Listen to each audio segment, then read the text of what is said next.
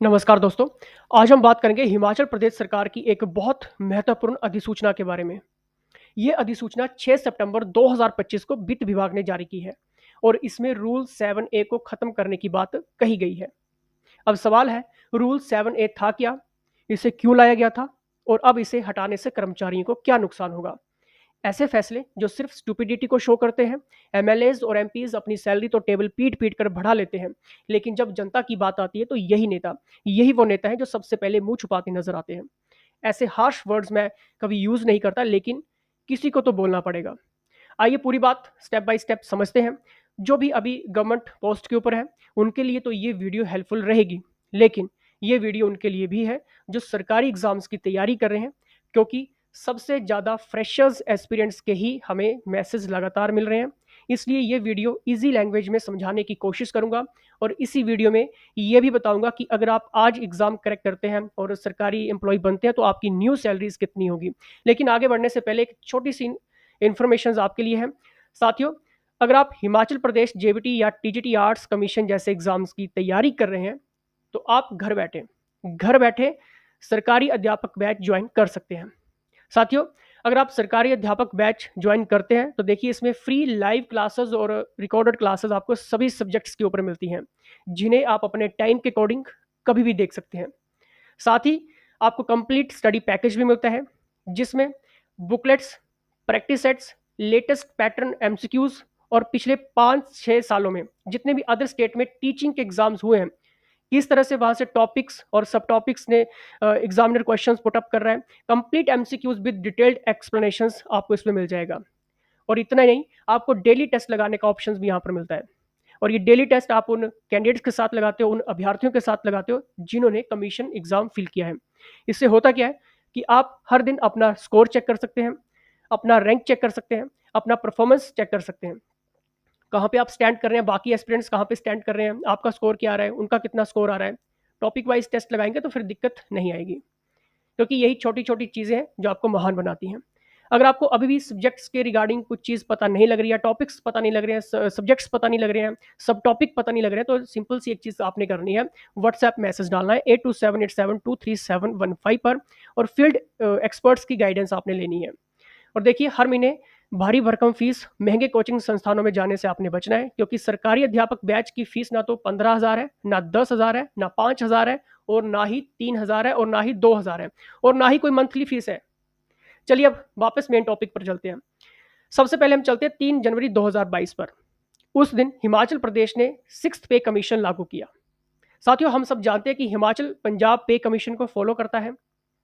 अब जब पे कमीशन आया तो कर्मचारियों को वेतन बढ़ाने के 3 ऑप्शंस मिलते हैं: 2.25 का फैक्टर, 2.59 का फैक्टर या 15% का फैक्टर। इसका मतलब ये हुआ कि 2016 से कर्मचारियों की सैलरी में काफ़ी बढ़ोतरी हो गई। समस्या कहाँ पे आती है, कहाँ पे दिक्कत परेशानी आती है? उन कर्मचारियों को दिक्कत आती है जो 3 जनवरी 2020 के बाद रेगुलर हुए थे।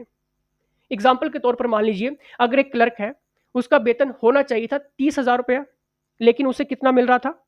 20,000 रुपये। यानी कि हर महीने कितना हज़ार का नुकसान, 10 या 11 हज़ार रुपये का सीधा सीधा नुकसान। पुराने कर्मचारियों को तो फायदा मिल गया, लेकिन 2020 के बाद वाले कर्मचारियों के साथ ये नाइंसाफी हो रही थी।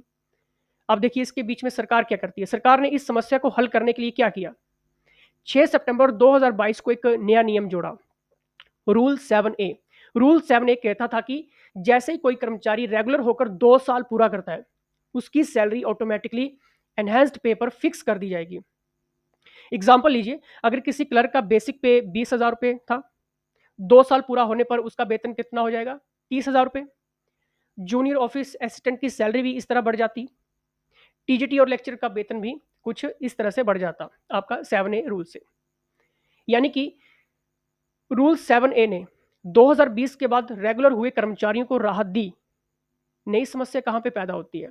लेकिन यहाँ भी गड़बड़ हो गई। रूल 7 ए सिर्फ उन पर लागू था जो 3 जनवरी 2022 से पहले रेगुलर हुए थे। इसका मतलब ये हुआ कि 2022 के बाद रेगुलर हुए कर्मचारियों को फिर से ये फायदा नहीं मिला। हजारों कर्मचारी परेशान हुए, कोर्ट चले गए। कोर्ट ने सरकार से कहा, जब आप पुराने कर्मचारियों को एनहेंस्ड पे का लाभ दे रहे हैं तो फिर नए कर्मचारियों को क्यों नहीं मिल रहा है? नतीजा ये हुआ कि सरकार पर हज़ारों केसेज़ हो गए और इन केसेज़ के चलते सरकार को जो एरियर्स होते हैं, ठीक है, बकाया पैसा होता है, उसको देने में बहुत बड़ी समस्या खड़ी हो गई। अब सरकार का मास्टर स्ट्रोक देखिए, 6 सितंबर 2025 को आखिरकार इतने ज़्यादा केसेज़, आर्थिक बोझ को देखते हुए सरकार ने क्या किया? 6 सितंबर 2025 को एक अधिसूचना जारी करते हैं, जिसमें वो कहते हैं कि भई देखिए, हमने रूल 7 ए को अब हटा दिया है। अब ये नहीं माना जाएगा, रूल 7 ए कुछ नहीं माना जाएगा कि कभी अस्तित्व में आया था, नहीं आया था। ये पूरा-पूरा अब खारिज। अब क्या होगा? यही तो असली झटका सभी के ऊपर पड़ा।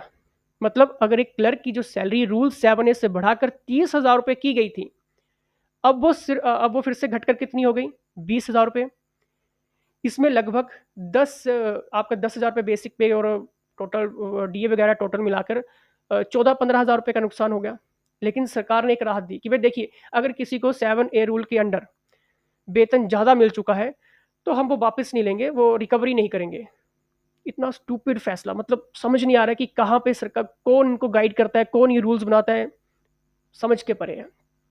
होगा क्या भविष्य में, जो तनख्वाहें हैं वो कम होंगी, कमाई भी घटेगी और जो ये सोच रहे थे कि 2 साल के बाद सैलरी बढ़ेगी, अब ये फ़ायदा भी खत्म हो गया।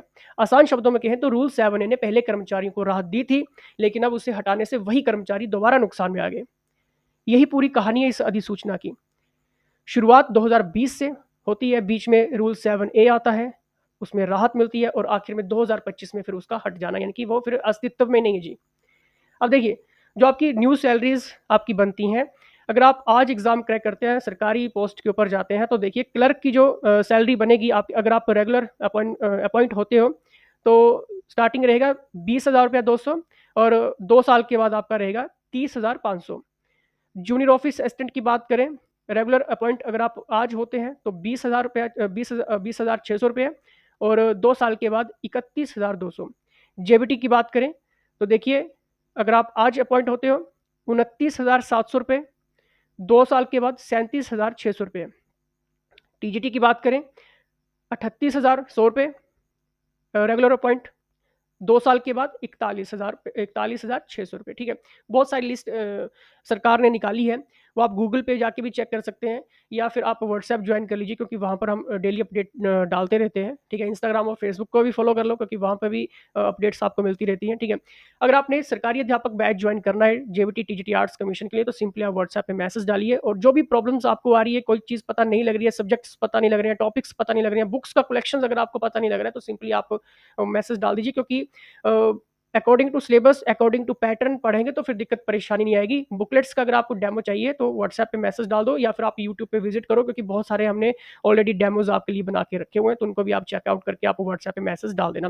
अभी बहुत सारे अभ्यर्थी जो होंगे अलग अलग जिलों से, पंचायतों से, तहसीलों से जुड़ रहे हैं अध्यापक बैच के लिए, ठीक है। तो आप पीछे मत रहिए, जल्दी से जल्दी व्हाट्सएप पे मैसेज डालिए। धन्यवाद।